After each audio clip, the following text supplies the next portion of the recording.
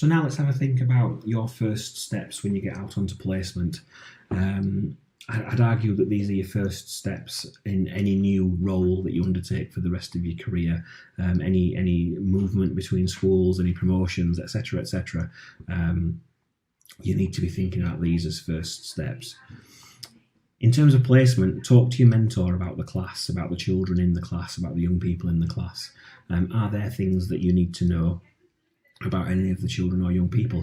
Now you need to be clear that there will be some things that your mentor, that the regular class teacher can't tell you at this point in time as a student teacher.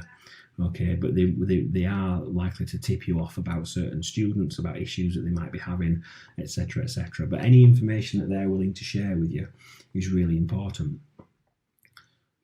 Literally, first day, I would want you to find your school or setting's child protection policy.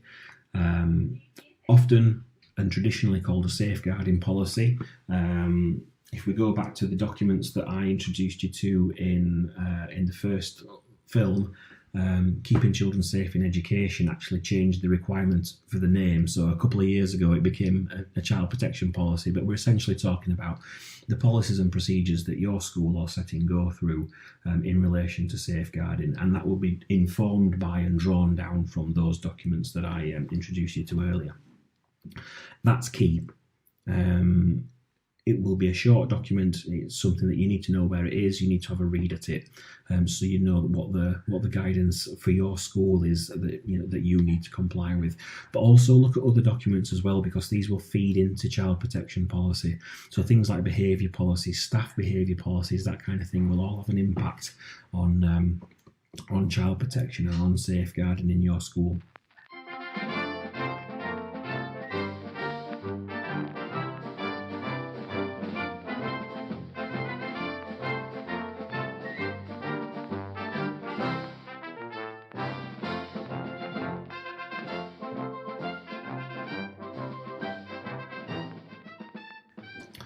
Find your designated safeguarding lead.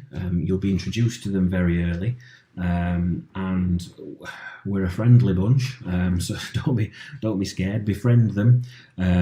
Talk to them about that safeguarding policy, about that child protection policy that you've just read, and talk to them about how it's enacted. So what does it actually mean practically in class, in the playground, in that school? So how does it impact on, for instance, if you are going on an activity or on a trip with pupils, if pupils have created a lovely display in your early years classroom, what does that mean in terms of taking photographs? Okay, so just talk to them about the policy and what does it actually mean. Talk to them about contemporary issues that you'll be introduced to throughout your course, things like bullying, cyberbullying, the prevent duty, the prevent agenda. These are things that schools are grappling with all the time, and I think a designated safeguarding lead would actually be really pleased to talk to someone, be really pleased to see that you're interested in this kind of issue. But the key thing is, once you have got your head around the child protection policy, that you model it and you model appropriate behaviour. Now, I have a strong belief that young people, children, see trainee teachers come into class and they idolise them. You are without me wanting to sound like I'm from the 80s, you're a cool person. You might have your own car, you've got your own sense of style, your own dress sense. You'll sort of come in and you'll be in charge. Children are going to look up to you. Children are going to think, this is a cool person.